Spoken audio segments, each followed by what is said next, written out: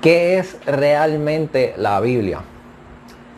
Bueno, la palabra Biblia viene del idioma latín y esa palabra significa los libros. O sea que esto que tenemos aquí realmente no es un solo libro como tal, sino que es una biblioteca de libros. Usted tiene aquí una colección de libros en la palma de su mano o puesto a la mesa. So que es una biblioteca de libros. A los tiempos de Jesucristo, hace como 2000 años atrás, pues la gente no cargaban con Biblias como esta debajo del brazo, ni estaban en su casa, sino que iban a la sinagoga de su comunidad para que la persona que estuviese allí lo leyese y todos los demás oyesen la lectura de la escritura. Y la Biblia estaba separada por rollos. Cada rollo tenía un libro completo de nuestras Biblias como la tenemos hoy día.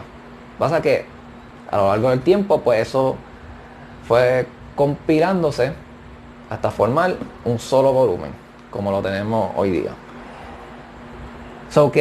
Pero que realmente quiero que tengan claro en su mente que realmente la Biblia es una colección de libros. Como si tuviese esa colección de rollos, ya todo aquí en un solo volumen. Ahora, la Biblia es una biblioteca. Entonces, ¿qué clase de libros contiene esa biblioteca? En cuanto a géneros literarios como tal, podemos clasificar los libros de la Biblia en tres clases. Tienes libros de historia, de narrativa histórica, como alrededor del 44%. Seguido de libros de poesía, o que contienen poesía, como alrededor del 33%. Y el resto, libros o pasajes que contienen discurso, una persona hablando, o ahí puede caer lo que son las cartas, como a un 24%. So que gran parte de los libros de la Biblia realmente está narrando una historia, y lo que son las poesías y los discursos de la Biblia están dentro de ese marco histórico del que habla la escritura. Ahora quiero hablarles qué no es la Biblia. La Biblia no es como un libro religioso, o más bien un diccionario teológico. Y es así, de esa manera como nosotros hemos tratado este libro. Sin embargo, esto contiene mucho más narrativa histórica. Es como le había dicho en el video anterior, que nosotros tenemos que leer una novela como tal, o sea, como una novela. Y un diccionario, pues tú no lees un diccionario, sino que haces referencia, buscas en ese diccionario lo que vaya a buscar y simplemente extraes esa información y ya. Cierra el diccionario, porque ya no lo tienes que leer completo.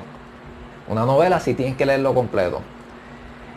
Tu novela favorita, puedes citar de ella, puedes citar de tu personaje favorito un texto o una cita, pero tú no simplemente adquieres esa novela para simplemente coger una cita que dijo ese personaje y cerrar el libro y ya no lo vuelves a mirar más nada.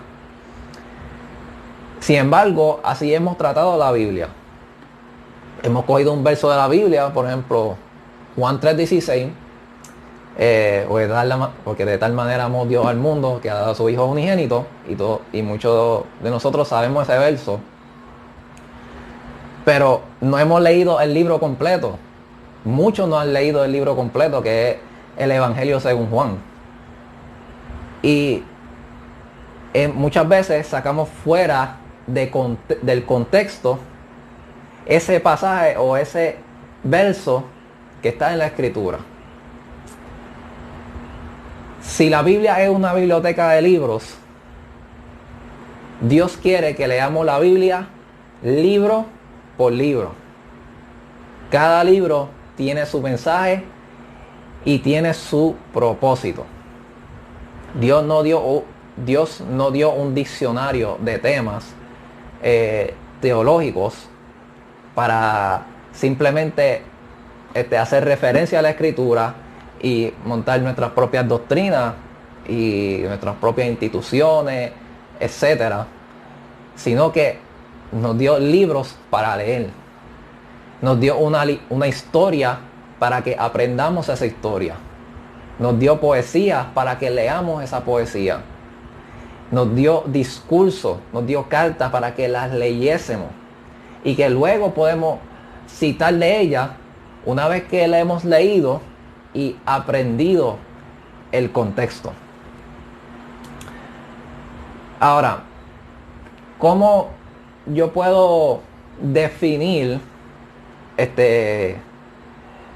la Biblia como un todo? O sea, el tema, por decir, el tema central de toda la Biblia.